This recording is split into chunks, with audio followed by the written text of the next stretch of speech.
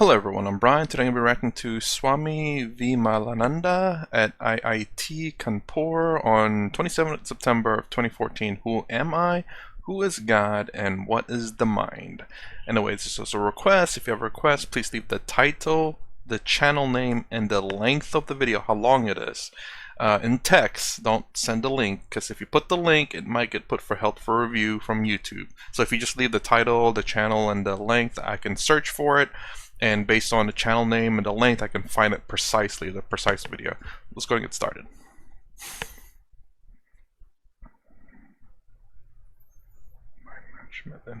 And I present you all to the second day of the lecture series on behalf of the entire Vivekananda Samiti to delve deep into the pleasures of listening to Swamini Vimalananda ji. But before I take you down that lane, I want all of you to have a look at what Vivekananda Samiti is and what exactly it does. Being one of the oldest clubs under the Students' Gymkhana, functioning for over 40 years, Vivekananda Samiti has been motivating the youth community towards the path of human excellence. It has been disseminating and trying to actualize the messages of Vedanta and Swami Vivekananda ji through different activities of social and moral significance like weekly discourses on Vedanta, Sanskrit classes, invited lectures on Indian philosophy and its relevance in student life, meditation sessions, distribution of Vivekananda literature among youth, community services like health camps, eye camps, clothes collection drive, etc. We yearn to aspire the students to imbibe and assert the human values in their lives.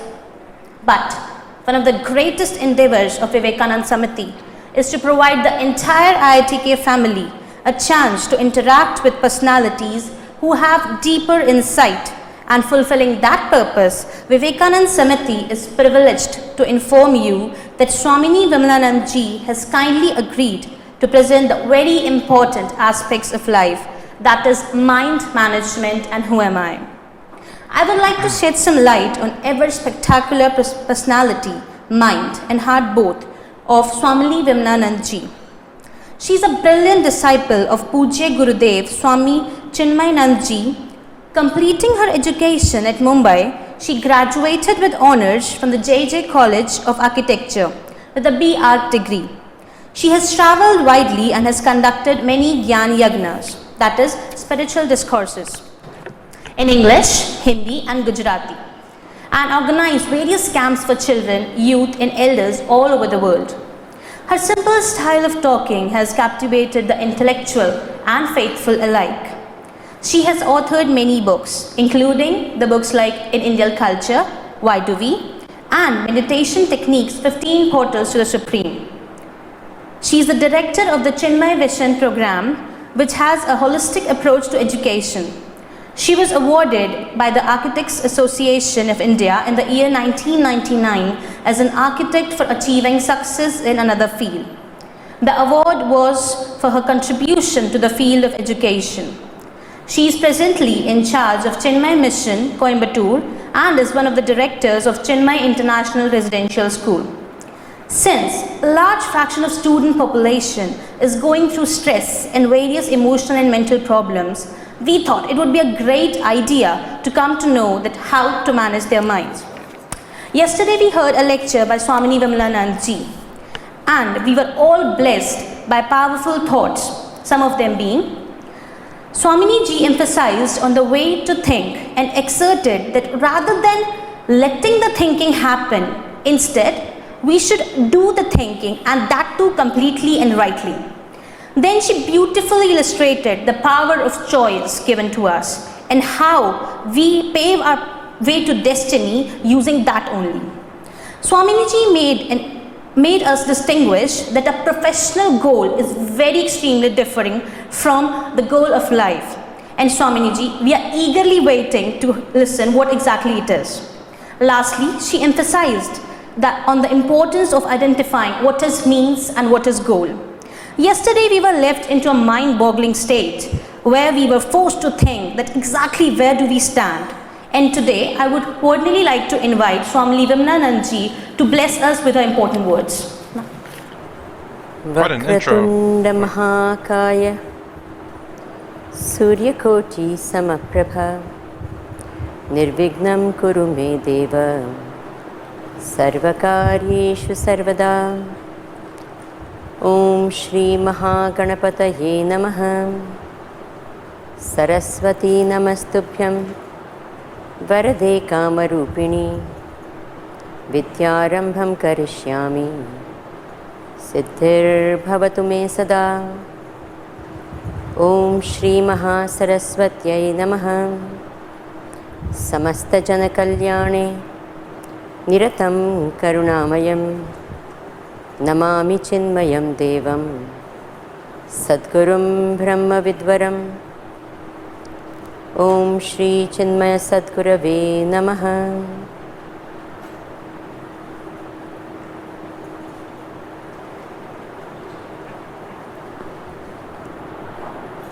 Hari Om and Namaskar to all of you. Can you all hear me at the back? I don't think you can hear me. Can you hear me? Can you hear me clearly? Okay.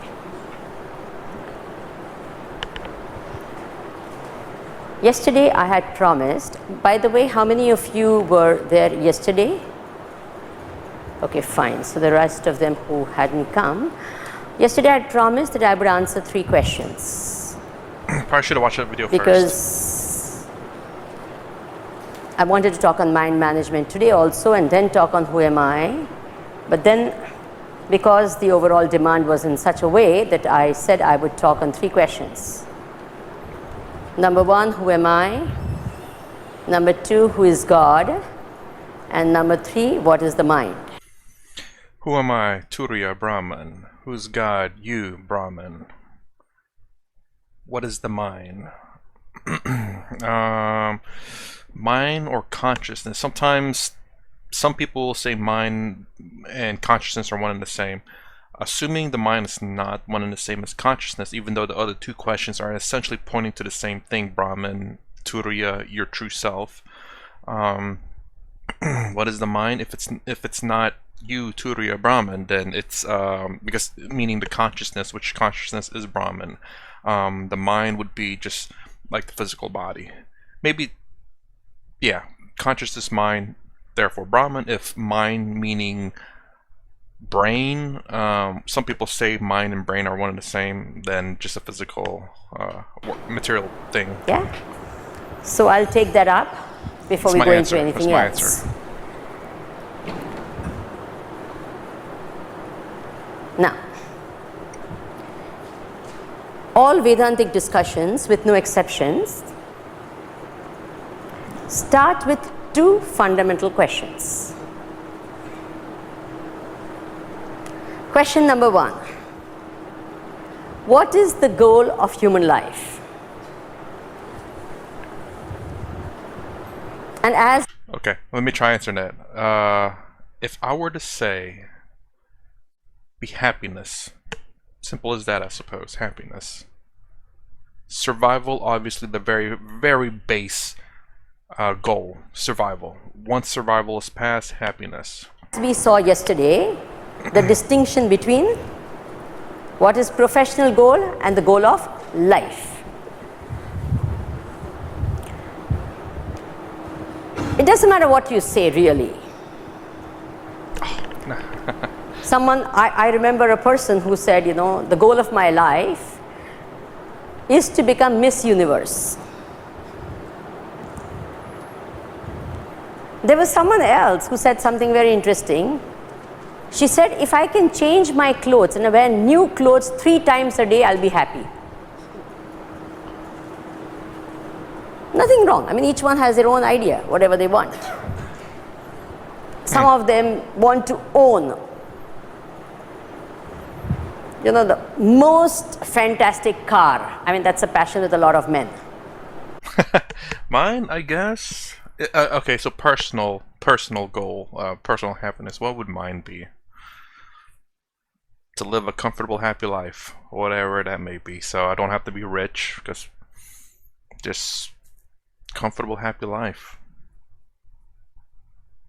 That's about it, really. I mean, at the absolute most simple. if you want to take it up a notch, maybe an organization that would take homeless people off the streets, give them a shelter so that they can find jobs and pick themselves back up in society. Again, that being a bit higher than just a very simple, good life. And of course, got to be kind of rich for that, because you got to pay the bills, maintenance, and whatever else comes at a cost at creating this building that you can take homeless people off the street and feed them, electricity and clothing and transportation. So that's why that's a step up. First step, simple, happy life. Next step, providing all that stuff. So whatever be your goal, it doesn't matter what your goal is. The next question is, why do you want what you want? Why do I want a simple, happy life? It's simple, not complicated, easy, and simple. I mean, honestly, just simple. Simple. That's about it. Simple. I mean, it's not complicated. That's why it's simple. For the step up version, because I don't like seeing good people, homeless out in the streets. I've seen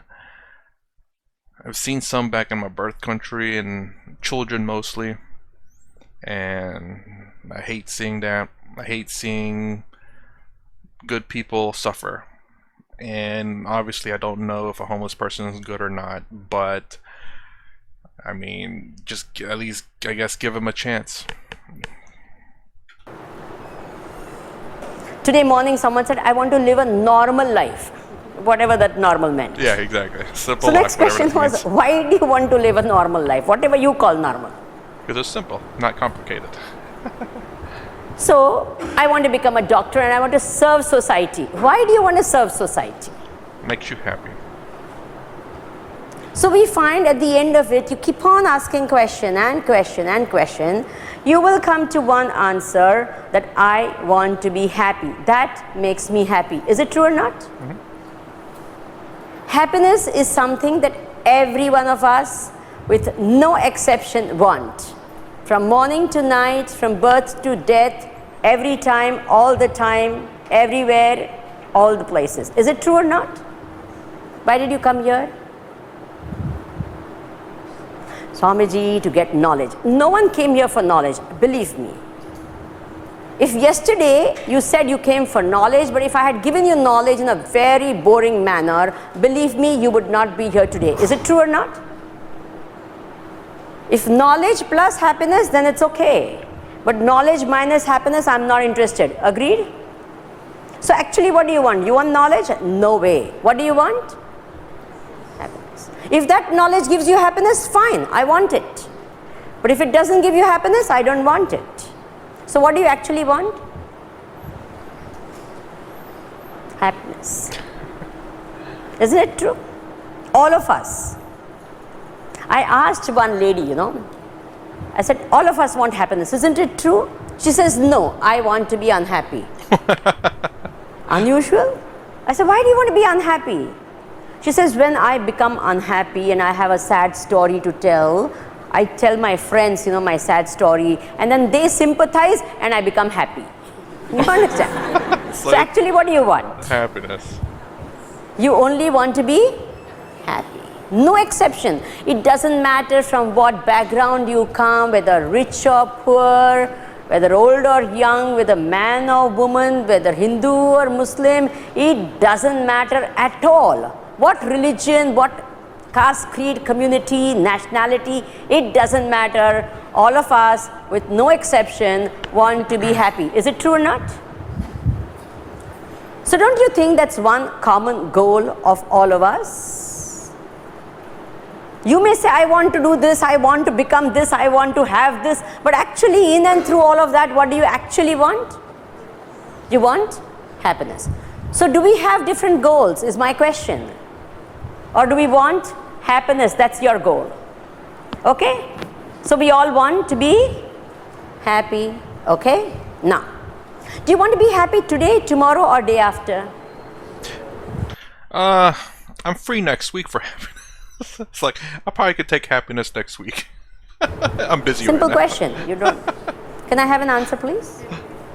Every day? Every moment?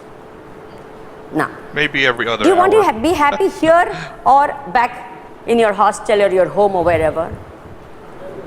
You want to be happy here, there, and everywhere. You want to be happy now, then, and all the time. Is it true or not? So, what do you actually want? Now, all of us, none of us sitting over here can ever say that I have never been happy. Can you say that? I want answers, please. Can you say that I have never been happy? No. All of us, with no exception, have been happy. Now, if you have been happy, you have got happiness, you know happiness, why do you want to be happy again? You already got your happiness. Then why do we want to be happy? Maybe we have not got the type of happiness that we want, and that is why we are trying to be happy again and again. Is it true or not? The way she said it like that, it's like, here's your happiness, here's your happiness. Well, you already got it, man. Just go. Oh, you used it up? Well, you already got it. So just go. You know, you don't get happiness twice. No. It's like something like you're dishing now. It's like, that's kind of funny. I'm searching for something and I found it. Then what will I do? Stop searching. Have you understood? If I'm searching for something and I found it. I'm searching for my watch. Where is it? Where is this? Okay, I found it. Now I don't keep searching for it. Why? Because I have found it. Happiness is something that all of us with no exception have experienced, have found, and yet we keep searching. Okay? So now the question Never lasting. is, Yeah. what type of happiness am I searching for? Next question. I have got the happiness. It's everlasting happiness, but I wish I could ask her one question though, and I'm curious as to what her answer would be. But I'll wait until, hopefully, if I don't forget, after she answers. So the next question is, and still I keep searching. Maybe it's not the happiness that I'm searching for. What I have got is not what I'm searching for. Are you with me? Are we going step by step? Can I have a... You know something, I was really very mischievous in school and college, extremely. And I invented ways in which to disturb my teachers. A lot of us can do that, and I did it, and very successfully, if I may say. And one of the things I found, and we used to do it as a gang, when we were in school actually, is that when the teacher is asking anything or saying anything, have absolutely no expression in your face. And I tell you, the best of teacher can get completely, nervous. Try it out if you want. I'd rather you don't. They do that? And if they do that, I tell you, the best of teacher will say, I don't know what's wrong, something is wrong. So please don't try that trick on me, okay? Have some expressions, maybe a question mark, maybe, you don't understand, maybe you understand, maybe you're skeptic, that's okay. But don't look at me like that, okay? And I've tried it, it works. So therefore, please answer if you can. As I told you, it prevents, all of you from sleeping. So we find that all of us have had experienced happiness, and yet we are looking for happiness. Our search for happiness has not ended, even though we've experienced it. So why should we be searching for it? Maybe the type of experience that we want, we've not found that. Then the question comes, what is the type of happiness that I want? What is the type of happiness that I'm looking for? Everlasting. All the time. And then we come to this conclusion, and again, this is no exception. It doesn't matter which background you are, whether you believe in God, you don't believe in God, it doesn't matter anything. Who you are, from where you've come, it doesn't matter. All of us want eternal happiness. We want to be happy forever. Is it true or not? We want to be happy forever. Okay. In this particular place, there is this much of happiness, okay? Just giving it for the sake of, you can't measure it as this much or that much, but this is for the sake of understanding. In this particular place, there is this much of happiness. Down the road, there's another place where there's this much of happiness. Where will you go? I won't feel bad. Where will you go? Of course there. Who's going to sit here? Here it's only so much. There it's so much. All of us, again, with no exception, want unlimited happiness. We don't want any limit to our happiness. No one has ever in this world ever said, "Bas ho gaya, I can't take this happiness anymore." Has anyone ever had this experience? I can't handle so much happiness. Enough is enough. Anyone? Itna happiness? Baba re, I'm burdened with happiness. Anyone? So the question is,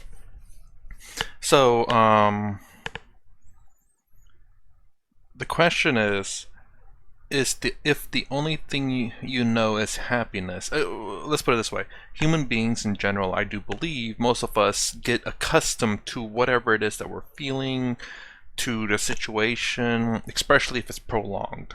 So if you're sad and then you're always sad, you eventually your body kind of adjusts to it, to where that becomes the norm, and it's no longer necessarily sadness. It's just that's normal. So I guess a good example would be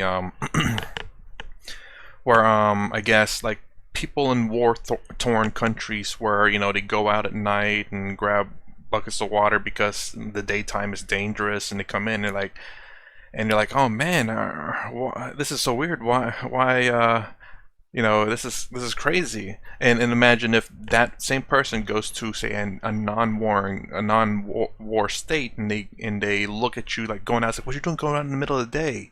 Aren't you afraid to get shot? And they're like,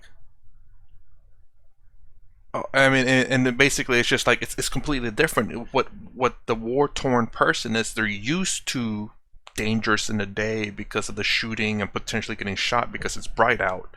Whereas the person that is not living in a war-torn country is used to going in and out. So if that person is used to going in and out goes to a war-torn country, they're not used to being just stuck inside because that's not normal for them.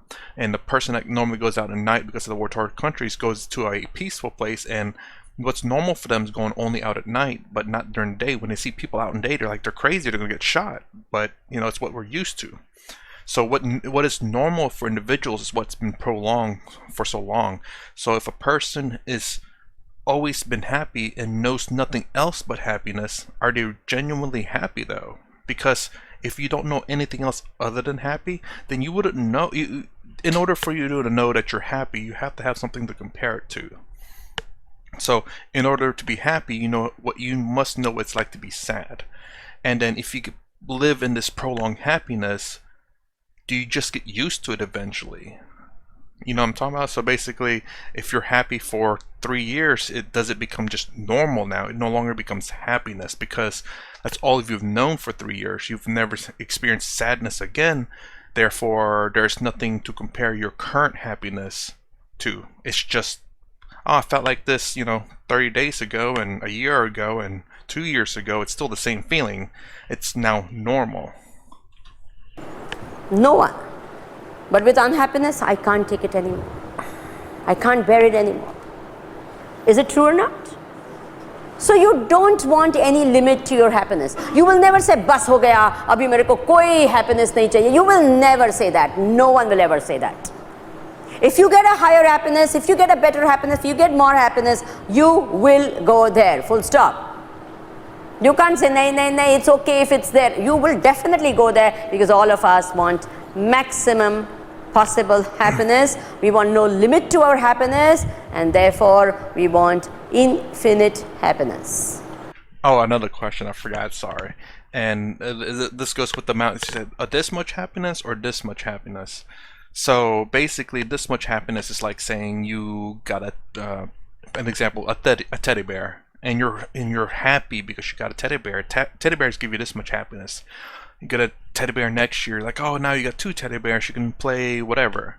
And then all of a sudden, this happiness is like you get a PlayStation or something, a game system.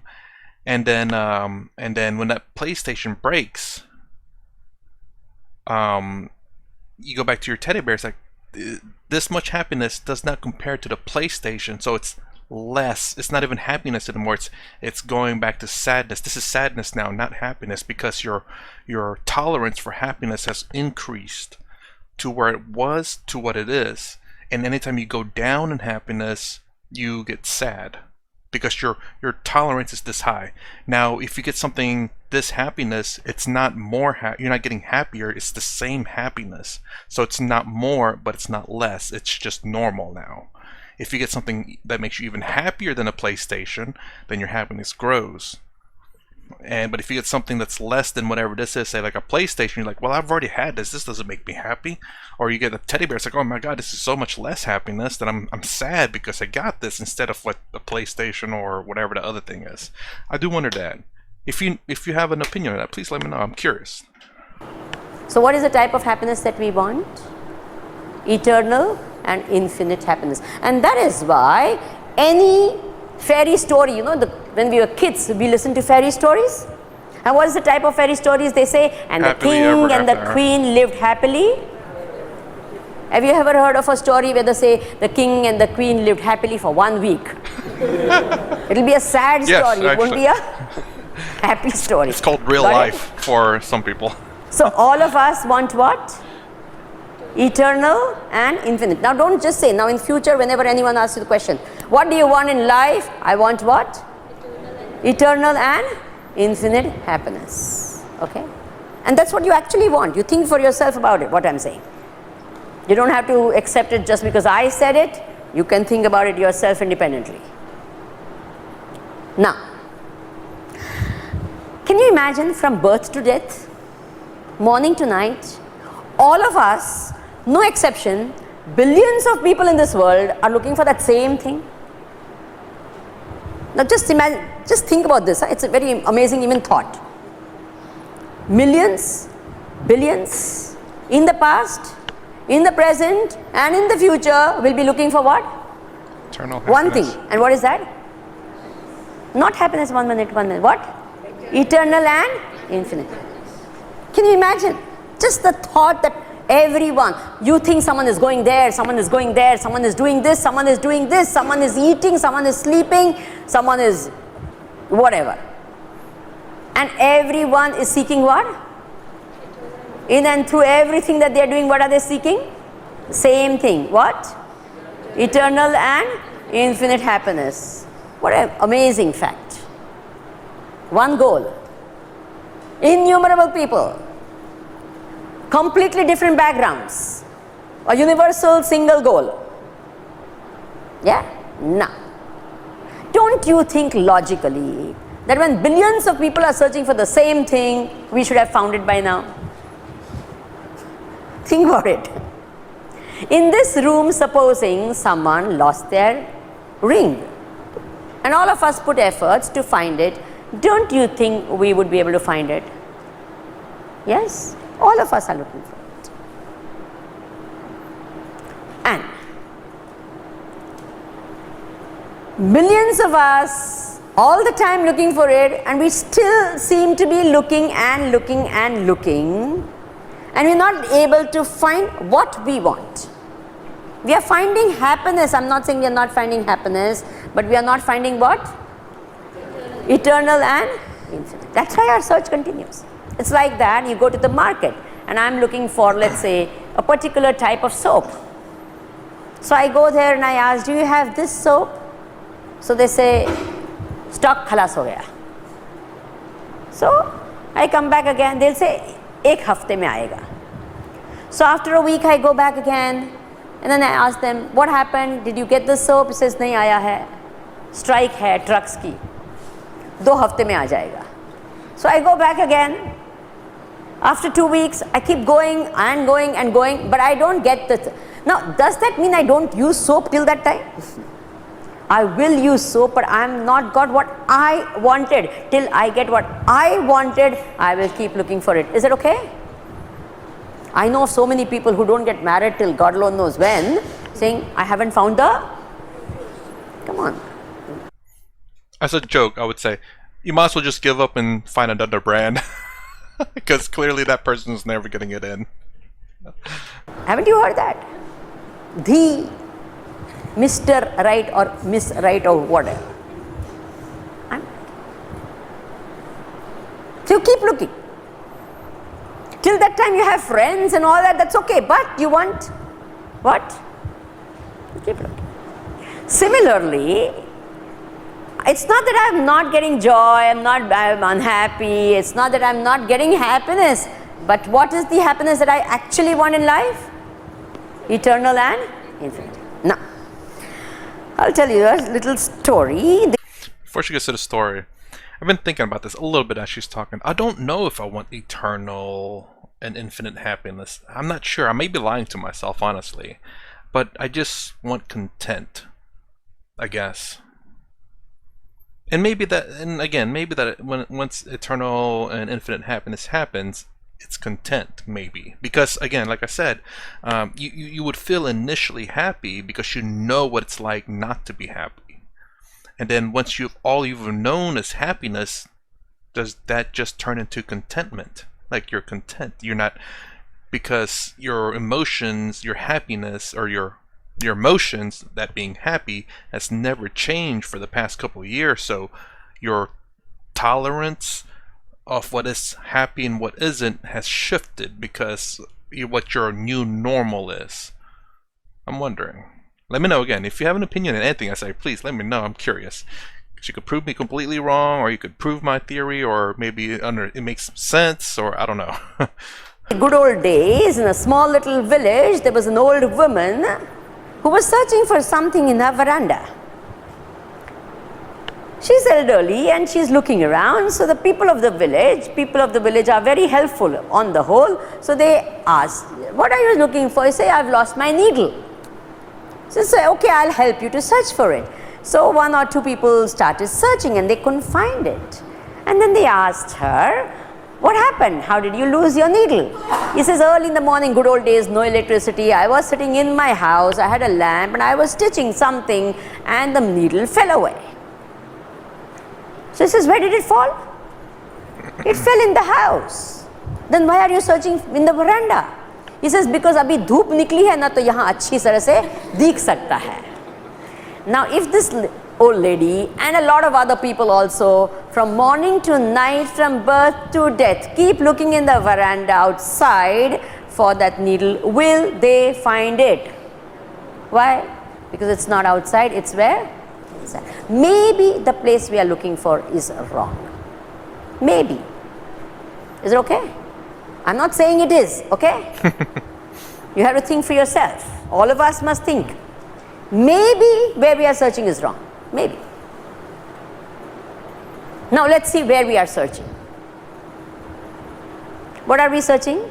Happiness in things, in beings, in situations and circumstances. Is it true or not?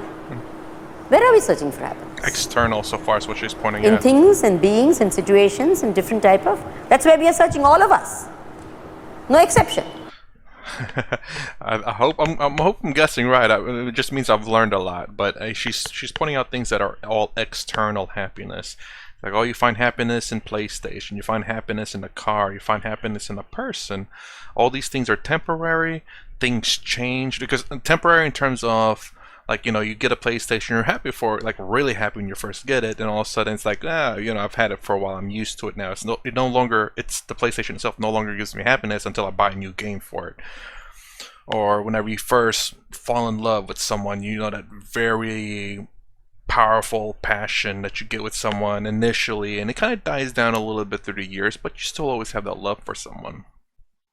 But things are temporary in terms of those initial happiness, but also in terms of the fact that the PlayStation, it will eventually break, or the PlayStation will go, will no longer make games for it because there's PlayStation 5000 or whatever out there. So your PlayStation 1 is no longer being made games for. You can no longer add enjoyment to it.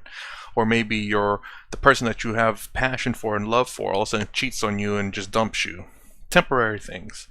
So I think she's pointing out external temporary happiness, and she's probably going to bring it in to look internally for happiness, and that is a great. I don't know if I have a good example of what that could be, but obviously, if the only thing that I've remember people saying is just to understand that you are separate from the body. You are separate from your body, your emotions, and your mind. You are a separate entity, in a sense, separate entity than those three things. If you can separate yourself from that, you can be in eternal bliss. Now, If I learned a thing correctly. or a being or a situation by its very nature is finite. Is it true or not? It's conditioned by time. Temporary, yeah. When the thing itself is conditioned by time, the thing is finite. Can a finite thing give you infinite and eternal happiness? When itself is eternal, is not eternal and not infinite. Are you understanding? It's not that it cannot give you happiness, please. But it cannot give you Eternal happiness. what? Eternal and infinite happiness. Eternal and what are you looking? Real quick, what's the difference between eternal and infinite? Eternal means infinite, at least in my understanding of it. I probably should look up the definition, but they're one and the same in my book. Eternal means never ending, and infinite means never ending. For? I am looking, my demand is for what? You know, that's why when they go on strike, they say, Hamari mange, puri karo. Have you heard that? Hamari mange, puri karo. No employer till date has ever been able to satisfy an employee completely. Why? Because you give a little bit, they say, I'm very happy, very happy. After a little time, Hamari mange? Are you with me so far? Just a joke here real quick, I just thought of this. If you hate my jokes, that's acceptable. But joke real quick, I want finite happiness. Why? Because this finite body doesn't need infinite happiness, because once it's done, you know, happiness can end in this body. Give it to someone else. Just joking around. I don't know why I thought of that, but I thought I'd share it. So now, the question is, where am I looking for happiness? Let's do a little small experiment. Think together about it. See, sugar by its very nature is sweet. Isn't it true? So if you eat sugar in the morning, how will it taste? Afternoon? Oh, I wonder where she's going with this Night? one. But if you eat it all 5 the time, times? you get used to it. It won't be sweet 25 anymore, times? right? In America? Over here? Middle of the night? You get the point. Irrespective of where I eat it, when I eat it, how many times I eat it, it will be sweet. Why? Because that's the very nature of sugar. Sugar is sweet by nature. I do wonder, again, I thought she was going to go that way with it, as in, you know, if you eat it, no matter how many times you eat it, no, I think it's going to be, if you eat it too much, you can get disgusted of it. You can have too much of something sweet. I'm sorry, I'm being so technical here, but again, but that's the idea that I'm trying to get at. It's the fact that if you won't get disgusted of happiness, but you may just, your tolerance or your whatever's the baseline of your emotion will adjust accordingly. Now the question is, any object in the world, any circumstance in the world, any being in the world, is it by nature happiness? And if it has happiness as its very nature, then I should get happiness from that object or being or circumstance anytime, every time, all the time. Is that understood? Because that's its very nature. It can't change its nature. Nature is that without which it cannot live. Is it okay? Am I making sense so far? Can I have a little... It takes very little time, you know, effort to just do this much or say yes. Can I have some response? Because I want to know whether you're in Jagrat, Swapna or Shushupti, which avastha you are in. Fine, wonderful. Now, so if you have realized that, Just want to make sure you guys are in the waker world and not the sleeper world. a thing by its nature, if it is happiness, I should get it anytime and every time. Now we'll just take, it's like when you put rice for cooking, okay? How do you know that the rice is cooked? It's soft. What do you do when you want to know that the rice is cooked? What do you do? You take one grain of it and if that is cooked, then you say the whole of it is cooked. You don't go and press each grain, you know, कि हो गया कि नहीं हो गया. You just take one of it and then you say हाँ हो गया हो गया. हर कैसे पता चला कि वो पूरा हो गया? नहीं नहीं नहीं, एक हो गया तो. Is it okay? So we are going to take one object of the world and find out. Is it by nature happiness? And if it is, then maybe everything has, and if it is not, then maybe it doesn't. Is it okay? And always an eating thing is always a very easy thing to understand. Yahan, what is the favorite thing over here? What do people like? What is eating wise? Because हर जगह की अलग-अलग चीज होती है. Laddu? Okay, maybe she likes laddu. Everyone laddu? Not everyone is a laddu person. A lot of young people are there. I think maybe ice creams and chocolates are more like it. At your age, laddu it becomes, but not their age. I think ice creams and chocolates are more it. Okay, fine. Pastries or cakes or whatever. Chocolate mousse, okay. You still will go for a laddu, but doesn't matter. I'll go by what the majority would like. So now we take chocolate mousse. There. Or cheesecake or whatever you like. So now you have this. Now, you take the first piece of cheesecake. Wow. Vimalananda. You take the second piece. Nothing like it. The third piece, oh, fantastic. Fourth, you're still young people. They can eat a lot. Okay. Uh-oh, she's getting to And it, you maybe. have the fifth, and the sixth, and the seventh, and the 20th. That is Some people have good capacity. Some small slices. The 21st. कल खाऊंगा. No, no. 22nd. अच्छा. 23rd. And the 25th can become a positive source of unhappiness. Is it true or not? But if it was by nature happiness, even the 25th piece would become what? Someone wakes you up at 3 in the night. You all sleep at 3 in the night. Okay. So someone wakes you up at 7 in the morning, which is for you equal to 3 in the night. So Yes. At that point, yes. yeah. Cheesecake.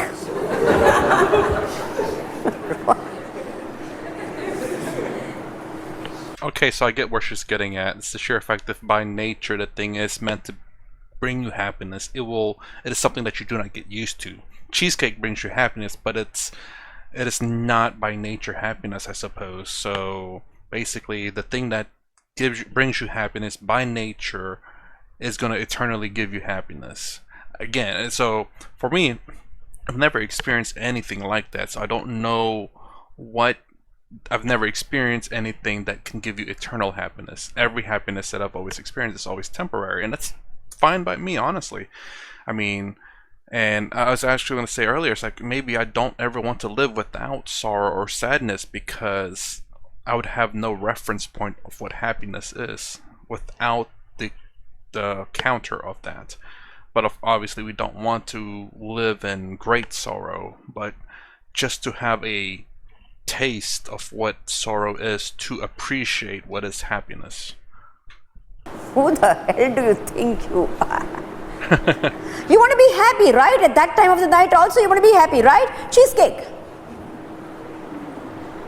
If that had happiness, you would just love that. Why? Because it'll make you happy. You get my point. And there might be some people over here, the very thought of cheese, they may be, what is it called, lactose intolerant. And cheese ka naam sunte, allergy comes out. You understand? So if happiness was the nature, and in the place of cheesecake, put anything, being, circumstance, anything, what will happen? It is not of the nature of happiness. Now, if the objects of the world are not the nature of happiness, there are only two entities. One is I, the experiencer of the world, and the other is what? The experienced world. If happiness is not the nature of the world and the objects of the world and the beings and things of the world, external, then by the law of remainder, what will be the nature of happiness? I. You understand? Which brings us to the second question that we had, and very, very important question: who am I?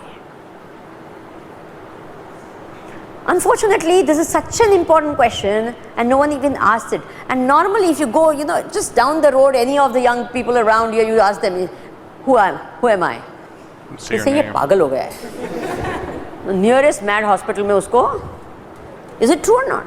You don't know who you are. What are you talking? Yes. If you tell anyone, ask, who am I? They will say what? Something is wrong with you. Isn't it true? But you do need to ask, who am I? We've taken so many things for granted, and therefore we need to ask this question. I'll complete this logic and then we'll go to more explanation of who am I. So I am looking for eternal and infinite happiness. It's not the nature of the objects of the world, so therefore it should be the nature of I, the subject, who is the experiencer of the world.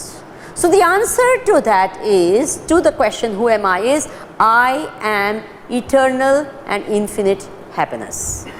Look, you may be listening, you may not agree, it may be to this an idea, but I just want you to think. I'm not saying you have to accept everything I speak just because I am a Swami and I'm telling you, I'm not saying that. But I want you all to think with an open mind, please. Thinking with an open mind is what? Not having already concluded everything and said, okay, let me see. Then that's not an open mind. And this is something I do appreciate about said guru, and all the swamis and gurus that I've watched, is the fact that it said don't just take my word for it. And it's something that I also preach as well. It's like, if you come in here saying that you believe everything I say, you're in the wrong channel. Get out of here. If you come in here questioning everything I say, then by all means, welcome to the party. Because I even question myself. Because it's just. Again, it's something. Whenever I say I question myself, it's because I want to ensure that my thoughts. How do I say? My thoughts are proven to me, I suppose. Like that, if I think of something, it's like I attack it. It's like, okay, so far nothing that I've come up with has destroyed my thought. Therefore, I will say it. So it's not a very weak thought. It's a thought that's been thought about. It's a sentence that has been thought about in my mind, and I tried to destroy it, and it didn't get destroyed. So therefore, I can stand behind what I say, in a sense. Thinking with an open mind is maybe it's right. I don't know. Are you understanding that? Can you all do that? At least listen with an open mind. Yeah. Otherwise, we already say I know. Try. चलो देखते हैं, ऐसे तो बहुत देखे, एक और. Then you're not listening with them. And the most important thing, especially for young people, is to have an open mind. If young people will not have an open mind, who's going to have an open mind? You understand? And I tell you, we are so many times I find young people more prejudiced and more closed than even old people, and sometimes it's shocking. I say, how can you be young and be like that? As you grow old, you become closed. You can't be young and be closed-minded.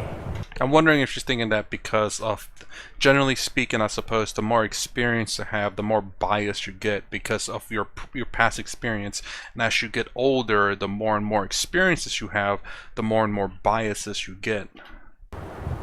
Are you understanding? You can't go around the world with a prejudiced mind and blocked mind, saying, this is something I don't even want to hear. Hurry.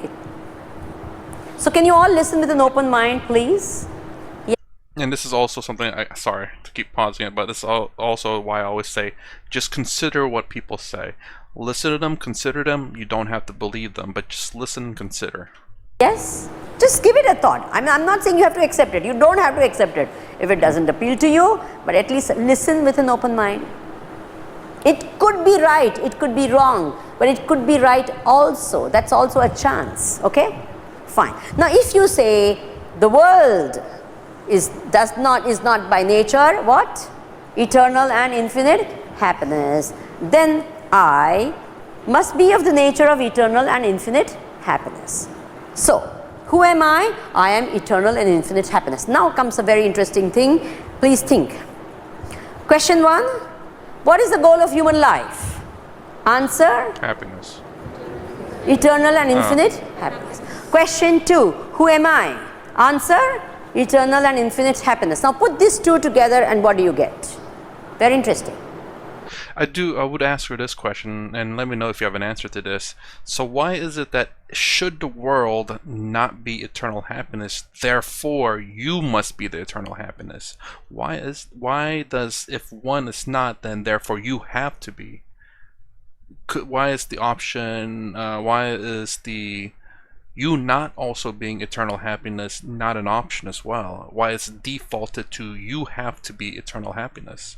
I wonder, like, it's she said it was the something of the remainder, but I don't understand what you mean by that. That's something of the remainder. Just because one is negative, the other one has to be positive. That's I don't believe that always has to be the case. Both can be negative, both can be positive. All possibilities are there unless you can eliminate one or the other. So yeah, we can say that the world itself is not eternal happiness. Some people may say, yeah, the world is eternal happiness for them. They just live a really good life. Maybe. But anyways, I think most people can agree the world's not eternal happiness. But how do you get, because world's not, therefore you must be eternal happiness? Just curious as to how did that come up? The question was, what is the goal of human life? Eternal and infinite happiness. Who am I? Eternal and infinite happiness. Put these two together, what do you get? Yes, it's a very important. You keep this sentence, you don't have to believe it, you don't have to, but think of it. Just keep it with you. I am who I search for. I am what I search for. I already am what I'm searching for. You understand? But what am I doing? I'm searching. Where? Anywhere else except where I am. Okay? Now, that's why we don't seem to find it. Now comes this a little more thinking of who am I? So, and that's the reference that she was getting at about the people, I guess, searching outside the house, is the fact that we're constantly looking externally for happiness, and when you need to look internally, because the happiness is inside the house, it's inside us, not external. We have so much taken for granted that I am. When I ask someone, who are you? So you give me a name. Is it true or not? What do you give me as an answer? Who are you? I am me. Manoj. Okay. Whoever, Manoj. Now Manoj is a name given to an object. Is it true or not? It's given to a form. For example, when I say this is a watch, watch is a name given to this form. Agreed? This thing is not watch as a name. Are you understanding what I'm saying? Yes? There is a form and there is a name given to this form. The name watch is a form and a function as well, yeah. So Manoj is a name given to you after you were born, right or wrong? Unless you were born in America. I was going to say, some people in America name their kids before they were born. They give a name before the person is born. They say if it's a boy, this is the name. They have to register 2 names. Are you aware of that? No. And if it's a girl, then there is no question of nakshatra and tithi and all that, your name. Because what to do? You don't know what nakshatra you're going to be born in and all that. So you have to give a name, a boy's name and a girl's name, both. Most of them even know beforehand it's a boy or a girl. So then they know, you want to give John or whatever, X, Y, Z. So beforehand they say. But normally what happens, but still the form is here and then the name is given. Is it true or not? So you have a form, many times, in the good old days, when they had a child, they didn't give a name at all. Only when the second one is born, saying, "Arey, ye to Baba, Baba," now Baba too, you can't say. So then they say, "Arey, usko naam dena padega re." Because ek Baba ho gaya, abhi dusra. It actually happened, hota tha na, aise hota tha. So anyway, so then there is a form, and what happened? We have to pause right here. Holy, it's running on very long. I'm assuming, I don't know, I don't understand. I don't know if it's Hindi she's talking, but I'm assuming in that part she was saying, okay, I guess we have to give the first baby a name. You'll be number 1, you're number 2, or something along those lines. Anyways, that's my reaction, my first reaction to this part 1. Hopefully, it looks like it's going to be in 3 parts again. If you like my content, please consider subscribing, thumbs up, thumbs down below. Thanks for watching. I'll see you in the next vid.